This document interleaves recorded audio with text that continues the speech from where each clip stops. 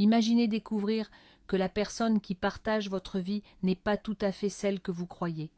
Pas à cause d'un mensonge, mais d'un secret si profond qu'il a modelé son existence sans même qu'il le sache. C'est ce qui est arrivé à Camille, une femme ordinaire qui pensait avoir tout pour être heureuse. Son histoire commence par une simple suspicion, une ombre de doute qui va grandir jusqu'à révéler une vérité bouleversante.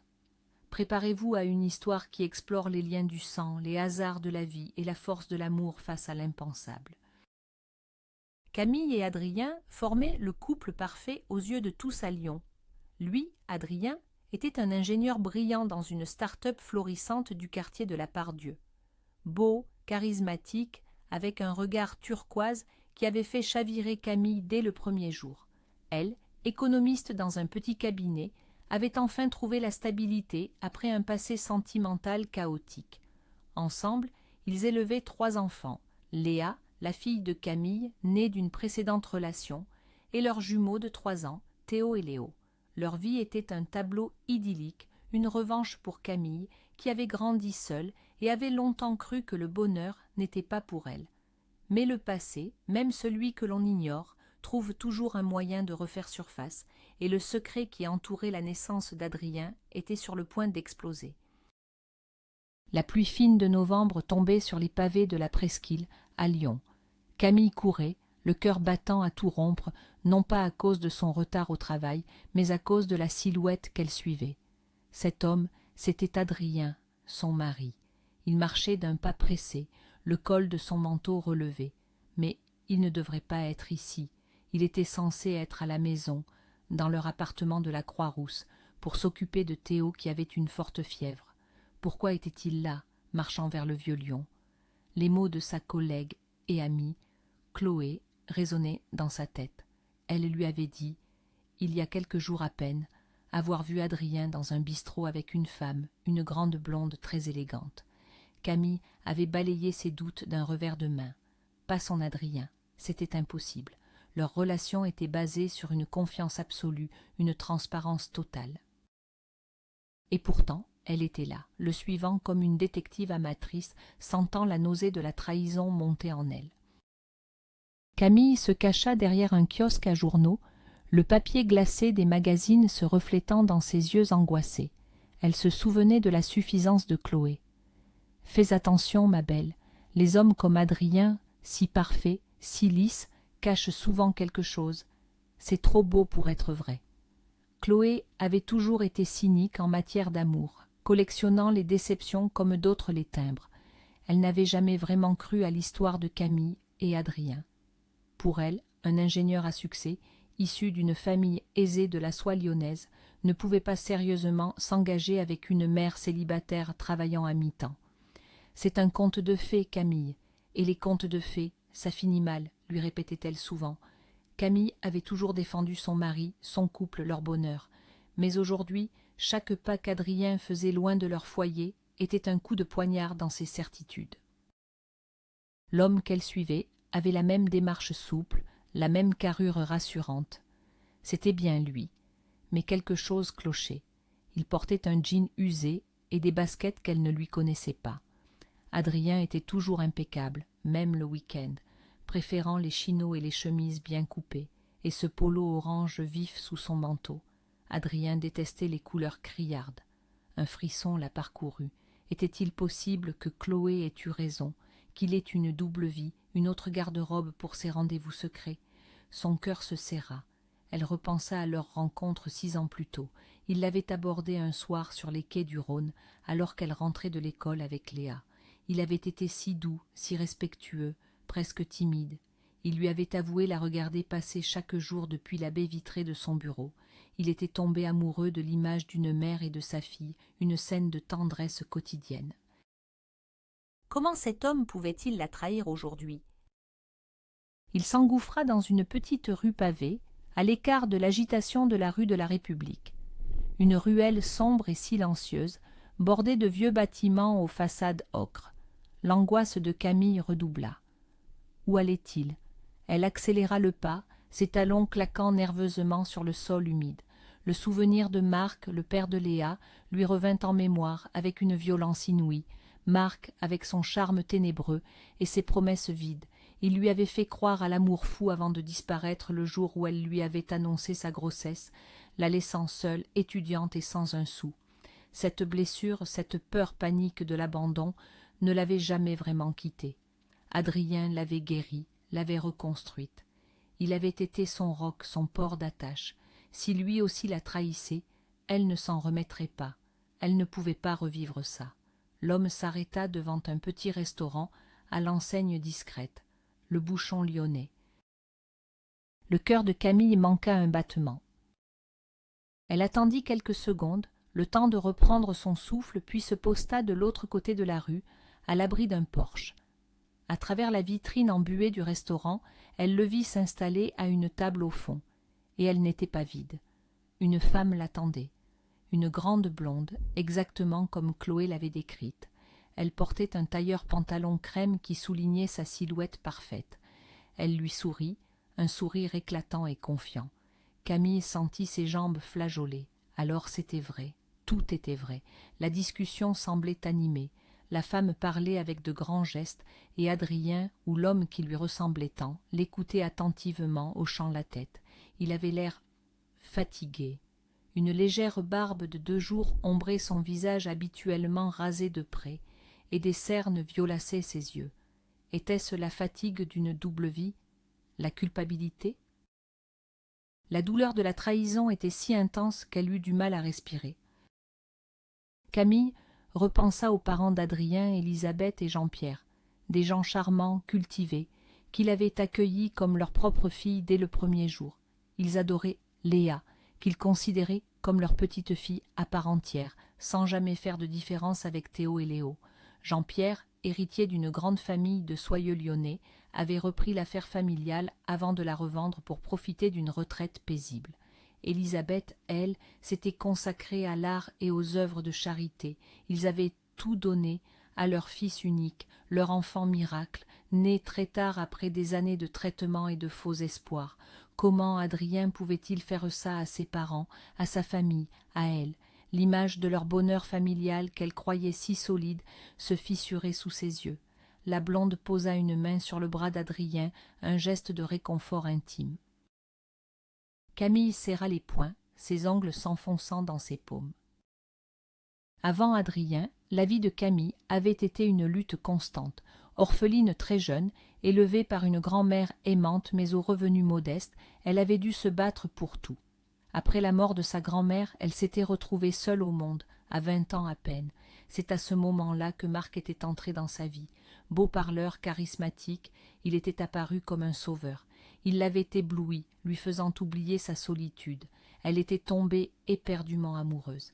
Ils avaient vécu ensemble pendant près de 2 ans dans le petit appartement hérité de sa grand-mère. Une vie de bohème, faite de petits boulots et de rêves de grandeur. Camille, elle, poursuivait sérieusement ses études d'économie à l'université, persuadée que l'avenir leur sourirait. Elle était naïve, elle le savait maintenant. Elle avait tellement besoin d'être aimée qu'elle n'avait pas vu les signaux d'alarme. Elle avait cru en ses mensonges.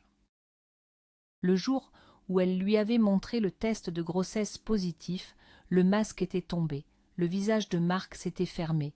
Un enfant, maintenant? Tu n'y penses pas, Camille, on n'a rien, pas d'argent, pas de situation. Il avait parlé d'interruption de grossesse avec une froideur qui l'avait glacée. Il avait tenté de la manipuler, de la convaincre que c'était la seule solution raisonnable pour leur avenir, pour elle. Pendant quelques jours, anéantie et perdue, elle avait presque cédé. Elle avait même pris rendez-vous dans une clinique.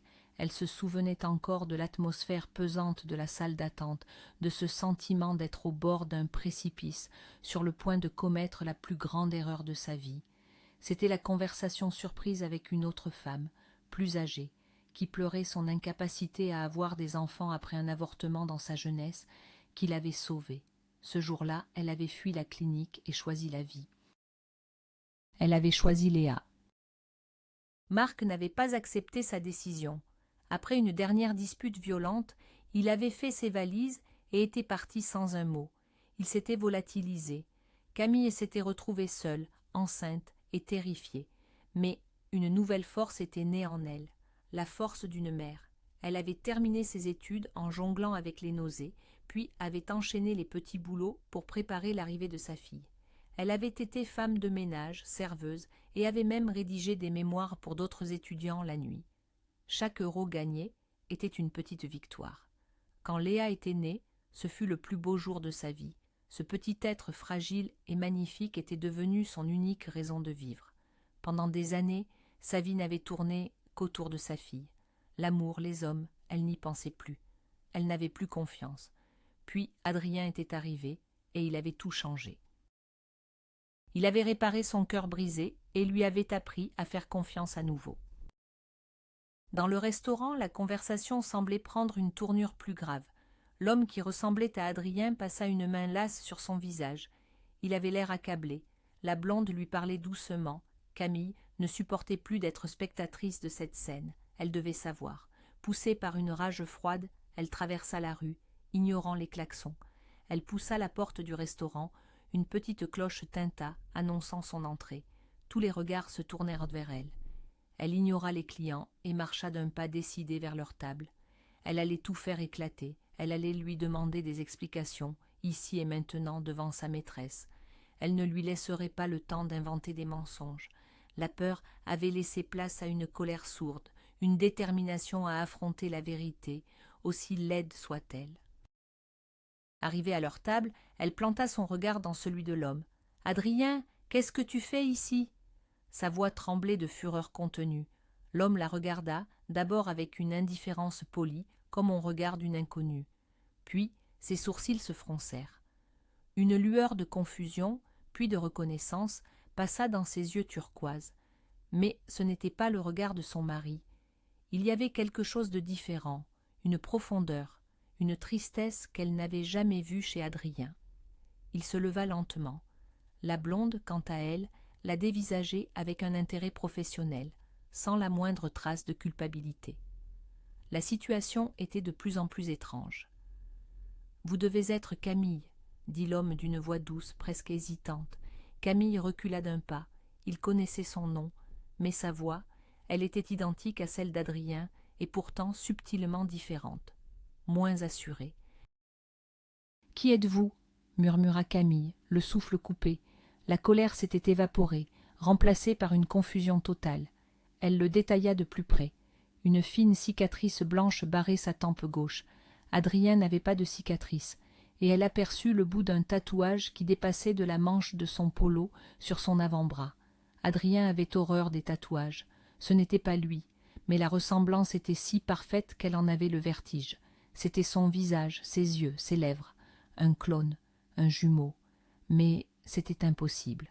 Adrien était fils unique. Ses beaux-parents le lui avaient raconté des dizaines de fois. « Je m'appelle Sébastien, répondit l'homme, et je crois que je suis le frère de votre mari. » La phrase tomba dans le silence du restaurant. Camille sentit le sol se dérober sous ses pieds. Elle s'agrippa au dossier d'une chaise pour ne pas tomber. La femme blonde se présenta. « Je suis Victoria, détective privée. S'il vous plaît, asseyez-vous, Camille. Je crois qu'il vaut mieux que nous vous expliquions. » Totalement sonnée, Camille obéit. Elle s'assit, les yeux rivés sur Sébastien. C'était comme regarder Adrien à travers un miroir déformant, le même mais différent. Victoria commença le récit, d'une voix calme et posée, tandis que Sébastien la regardait, l'air à la fois anxieux et soulagé que ce moment soit enfin arrivé. L'histoire commençait il y a plus de 30 ans, non pas dans les beaux quartiers de Lyon, mais dans la banlieue grise de Paris, au sein d'une famille écrasée par la misère. Une famille avec déjà 4 enfants, vivant dans un 2 pièces insalubre. Le père enchaînait les petits boulots, la mère était au foyer, épuisée par les grossesses successives.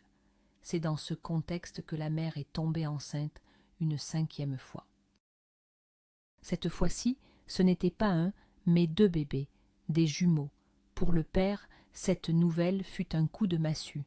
Comment allait-il nourrir 2 bouches de plus? C'est alors que le hasard ou le destin s'en mêla. L'homme avait trouvé un emploi de jardinier saisonnier chez un riche couple de la capitale. Un couple qui, malgré sa fortune, vivait un drame intime. Il ne pouvait pas avoir d'enfants. En les voyant si malheureux, une idée folle et désespérée germa dans l'esprit du père. Il leur proposa un marché terrible, l'un de ses jumeaux à naître contre une somme d'argent qui pourrait sauver le reste de sa famille de la misère. Au début, le couple riche fut scandalisé, mais le désir d'enfant était si fort, si douloureux, qu'ils finirent par accepter. Un pacte secret et illégal fut scellé. La mère biologique n'était pas au courant du marché. Son mari lui avait caché son plan. À la maternité, on lui annonça la naissance de 2 beaux garçons.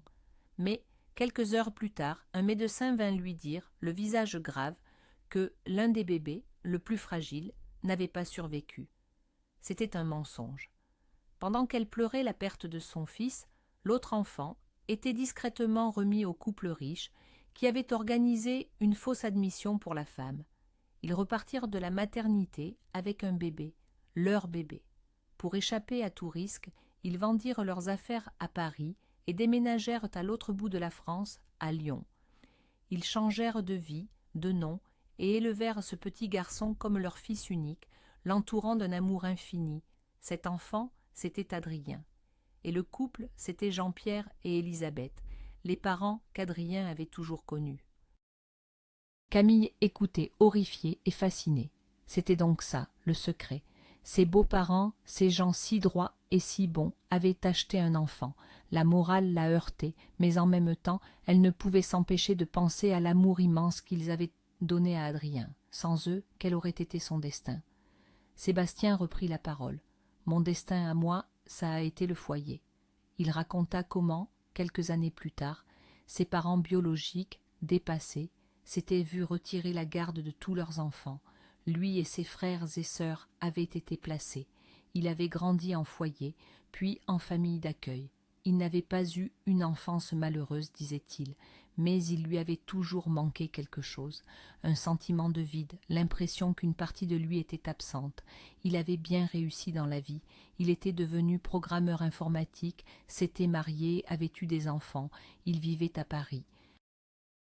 La vérité lui avait été révélée sur un lit de mort. Sa mère biologique, usée par une vie difficile et la maladie, l'avait fait venir à l'hôpital. Rongée par le remords, elle lui avait tout avoué. L'existence de ce frère jumeau, vendu à la naissance à une famille riche. Elle se souvenait seulement de leur nom de l'époque et du fait qu'ils vivaient à Paris. Ce fut sa dernière confession.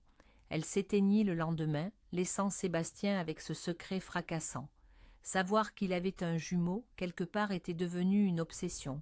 Il voulait le retrouver, non pas pour lui demander des comptes, mais simplement pour le voir, pour combler ce vide qu'il avait toujours ressenti. C'est pourquoi il avait engagé Victoria. Elle était spécialisée dans les recherches de personnes disparues, et elle avait été incroyablement efficace.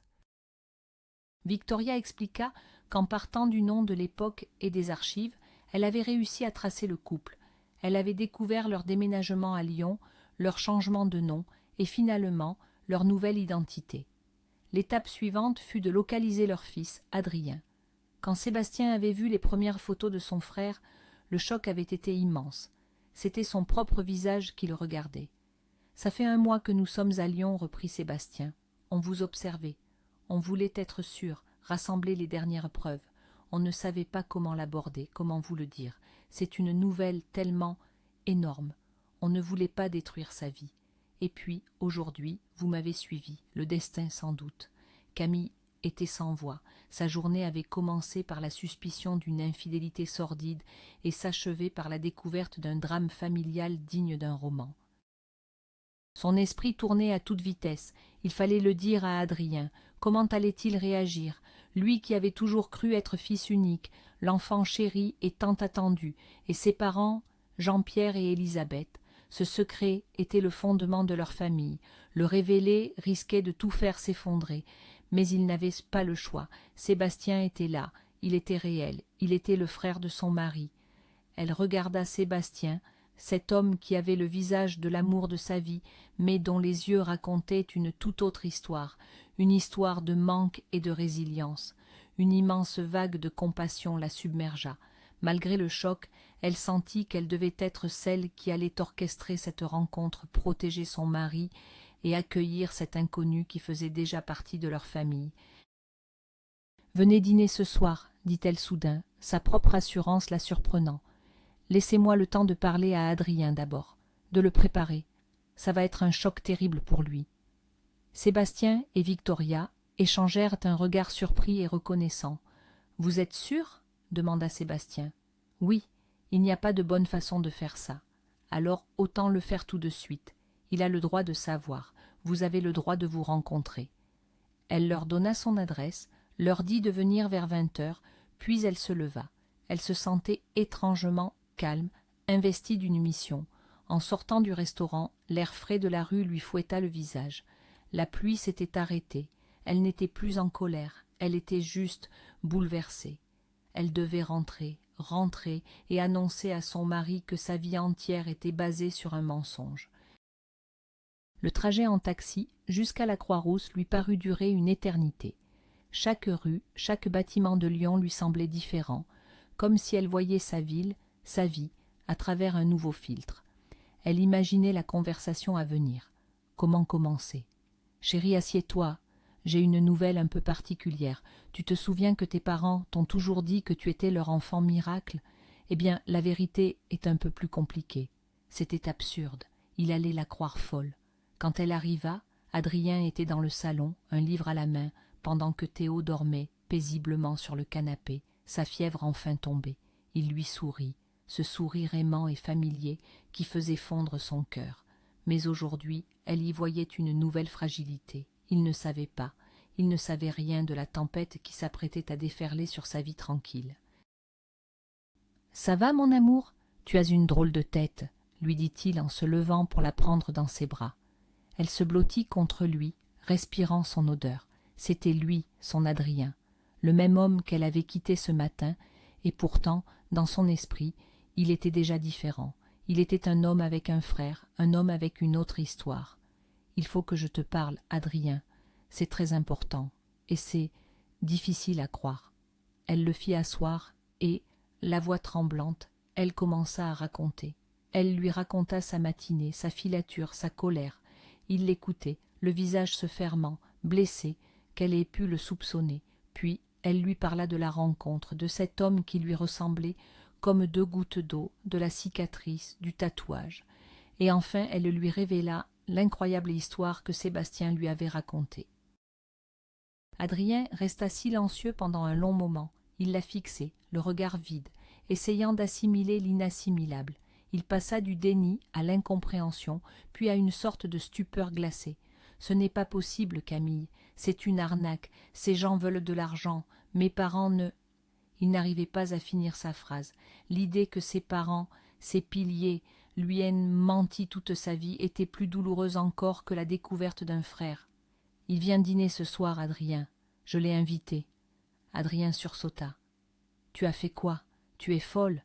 Inviter un inconnu qui prétend... » « Il a ton visage, Adrien. Il a tes yeux. Tu dois le voir. Nous devons le voir. » Lentement, une lueur de curiosité mêlée de peur commença à remplacer le choc dans son regard. La perspective de se retrouver face à son double, à son histoire cachée, était à la fois terrifiante et irrésistible. L'étape suivante fut d'appeler ses parents. Ce fut Adrien qui le fit, d'une voix blanche. Il leur demanda de venir immédiatement, sans donner de raison, disant simplement que c'était une urgence familiale. 21 minutes plus tard, Jean-Pierre et Elisabeth arrivaient, paniqués, s'attendant au pire, un accident, une maladie grave. Ils trouvèrent leur fils et leur belle-fille assis dans le salon, le visage fermé. Camille n'oublierait jamais l'expression de ses beaux-parents quand Adrien, sans préambule, leur posa la question « Est-ce que c'est vrai? Est-ce que vous m'avez adopté ?» Le silence qui suivit fut assourdissant. Elisabeth porta la main à sa bouche, les larmes montant instantanément à ses yeux. Jean-Pierre, lui, blêmit et s'assit lourdement. Leur réaction était un aveu. Le secret gardé pendant plus de 30 ans venait de voler en éclats. Les aveux furent déchirants. Elisabeth, entre deux sanglots, raconta leur désespoir, leurs années de traitement infructueux, leur douleur de ne pas pouvoir être parents. Elle expliqua que lorsque cette opportunité folle s'était présentée, il l'avait saisie comme une bouée de sauvetage, sans réfléchir aux conséquences morales. « Nous t'avons aimé dès la première seconde, mon chéri, sanglotait-elle. Tu es notre fils, notre seul fils, le reste n'a pas d'importance. » Mais ça en avait. Adrien écoutait, le visage de marbre, ses mains serrées sur ses genoux. Il n'était pas en colère, pas encore. Il était juste vide, comme si les fondations de son identité venaient de s'effondrer. C'est à ce moment précis que la sonnette retentit. Sébastien était là. Le passé venait frapper à la porte du présent. Camille alla ouvrir. Sébastien se tenait sur le palier, l'air terriblement nerveux. Elle le fit entrer. Le silence dans le salon était palpable. Adrien se leva. Les deux hommes se firent face pour la première fois. La ressemblance était encore plus frappante en personne. C'était un spectacle surréaliste, presque dérangeant. Deux versions du même homme, séparées par 30 ans de vie radicalement différentes. Ils se regardèrent, sans un mot, pendant ce qui parut une éternité. Dans leurs yeux on pouvait lire le choc, la curiosité et une reconnaissance instinctive, primale. C'était le regard de deux moitiés qui se retrouvaient enfin. Élisabeth et Jean-Pierre, eux, fixaient Sébastien comme s'ils voyaient un fantôme, le fantôme de l'enfant qu'ils avaient laissé derrière eux. Ce fut Adrien qui brisa le silence. « Alors, c'est toi, dit-il simplement. » Sa voix était rauque. « C'est moi, répondit Sébastien. Il n'y eut pas de grandes effusions, pas de larmes, juste une tension incroyable et une émotion brute qui flottait dans l'air. Ils commencèrent à parler, maladroitement au début. Ils se posèrent des questions sur leur vie, leur métier, leur famille. Chaque réponse révélait des similitudes troublantes, les mêmes goûts pour certains films, la même façon de rire, le même agacement pour les mêmes petites choses, des détails qui n'avaient rien à voir avec l'éducation, mais tout à voir avec le sang. Camille les observait, fascinée. Elle voyait son mari se découvrir lui-même à travers cet autre homme. Elle voyait un lien invisible se tisser entre eux, indestructible. La soirée fut longue et éprouvante. Jean-Pierre et Élisabeth restèrent en retrait, écrasés par la culpabilité. Ils ne parvenaient pas à regarder Sébastien en face. Pour eux, il était la matérialisation de leur acte, de leur secret. Vers la fin de la soirée, Sébastien se tourna vers eux. Il n'y avait aucune colère dans sa voix, seulement une immense tristesse. « Je ne vous en veux pas, leur dit-il.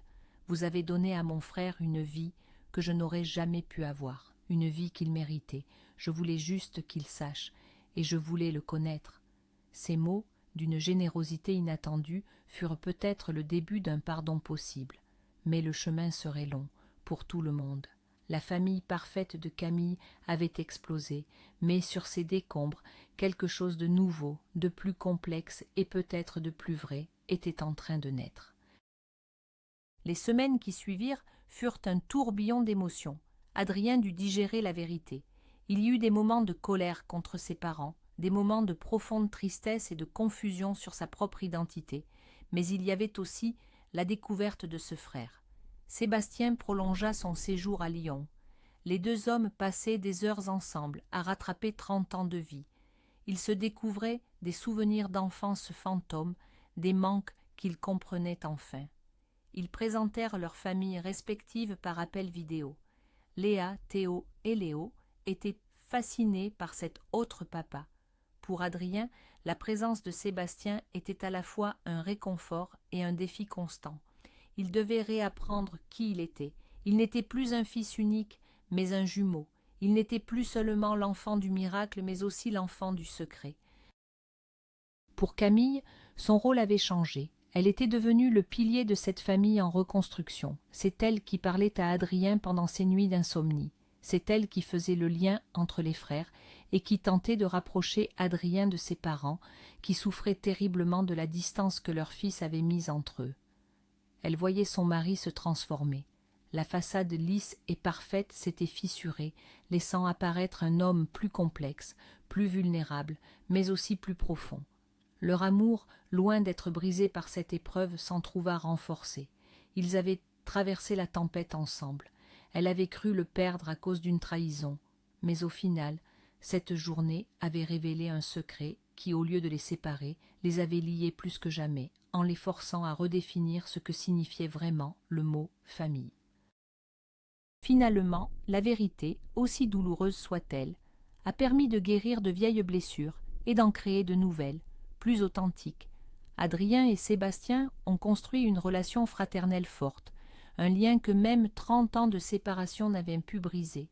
Adrien a fini par pardonner à ses parents, comprenant que leur acte, bien que moralement discutable, était né d'un immense désir d'amour.